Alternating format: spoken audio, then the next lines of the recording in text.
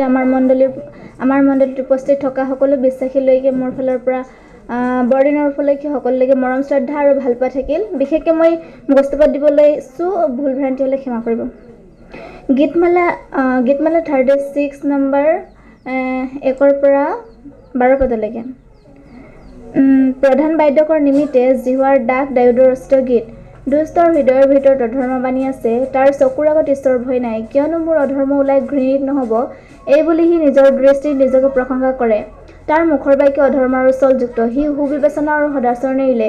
সি নিজৰ হৈজাত অধৰ্ম কল্পনা কৰে। সি কুপথত চলিবলৈ স্থিৰ কৰে। সি দুষ্টতা ঘিণ নকৰে। হে জিহুৱা, তোমাৰ দয়া স্বৰ্গলৈকে আৰু মেঘলৈকে তোমাৰ বিশ্বস্ততা। তোমাৰ ধাৰ্মিকতা ঈশ্বৰৰ পৰ্বতসমূহৰ নিচিনা, তোমাৰ শাসন প্ৰণালীবোৰ অগাধ জলৰ নিচিনা। হে জিহুৱা, তুমি মনুষ্য আৰু পশুকো ৰক্ষা কৰোতা। হে ঈশ্বৰ, তোমাৰ দয়া কেনে বহুমূল্য। মনুষ্য সন্তানবিলাকে তোমাৰ দেউকাৰ ছাঁত আশ্ৰয় লয়। তেওঁবিলাক তোমাৰ গৃহত পুষ্টিকৰ দ্ৰব্যৰে তৃপ্ত হয়। তুমি তেওঁবিলাকক তোমাৰ আনন্দ নদীত জলপান কৰাওঁতা।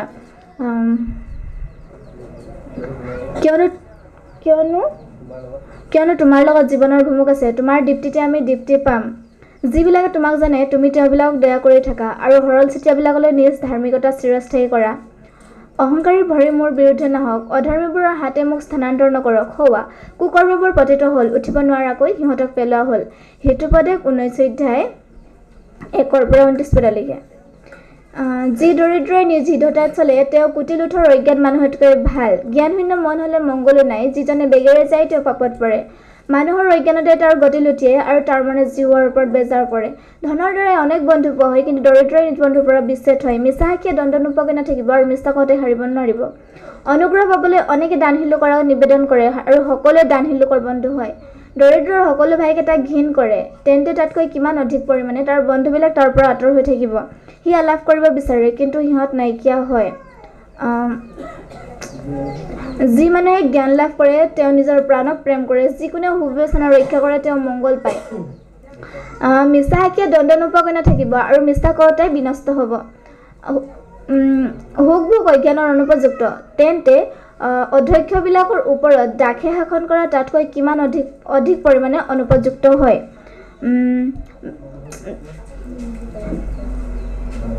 মানুহৰ বিবেচনাই ক্ৰোধত নিজক ধীৰ কৰে আৰু দুখ ক্ষমা কৰা নিজৰ ভূষণস্বৰূপ।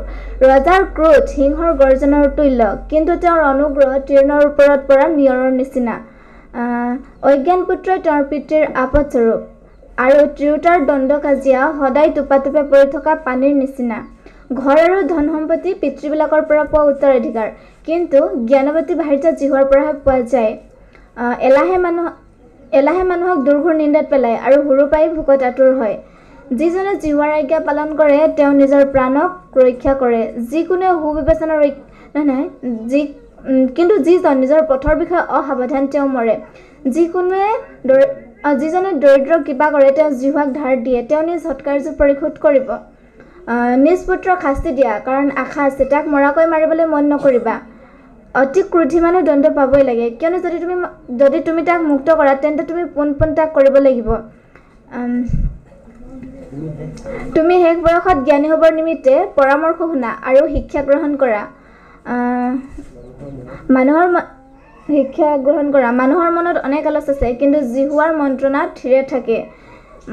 এলাহে মানুহক দুৰ্ঘোৰ নিন্দাত পেলায় আৰু হুৰু পাই ভোকত আতুৰ হয়। নিন্দকক প্ৰহাৰ কৰা, তাতে নিৰ্বোধে জ্ঞান পাব। সুবিবেচকক অনুযোগ কৰা, তাতে তেওঁ জ্ঞান লাভ কৰিব। যি পুত্ৰই তেওঁৰ পিতৃক অত্যাচাৰ কৰে, মাতৃক খেদাই দিয়ে, সি লাজ আৰু অপমান কৰোতা পুত্ৰ।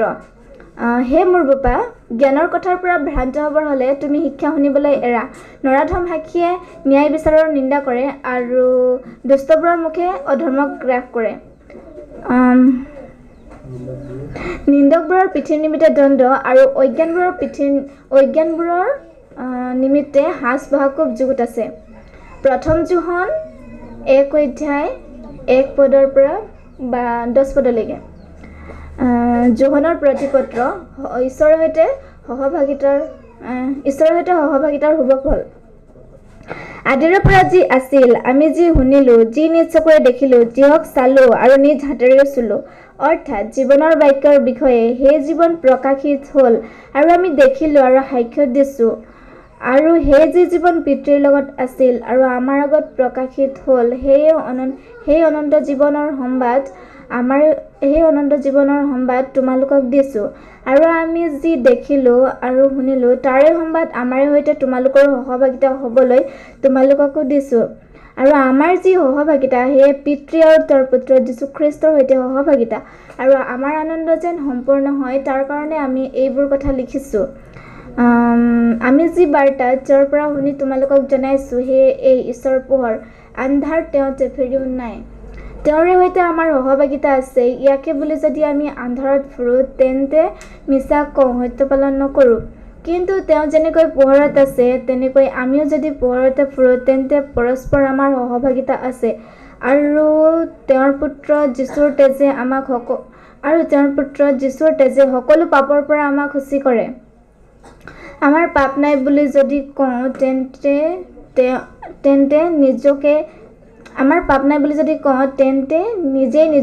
তেন্তে আমি নিজেই নিজকে ভুলাওঁ আৰু আমাৰ অন্তৰত সত্যতা নাই। কিন্তু আমি নিজ নিজ পাপবোৰ স্বীকাৰ কৰিলে বিশ্বাসী আৰু ধাৰ্মিক যে তেওঁ আমাৰ পাপবোৰ ক্ষমা কৰে আৰু সকলো অধৰ্মৰ পৰা আমাক শুচি কৰে। আমি পাপ কৰা নাই বুলি যদি কওঁ তেন্তে তেওঁক মিছলি পাতোঁ আৰু আমাৰ অন্তৰত তেওঁৰ বাক্য নাই। Thank U.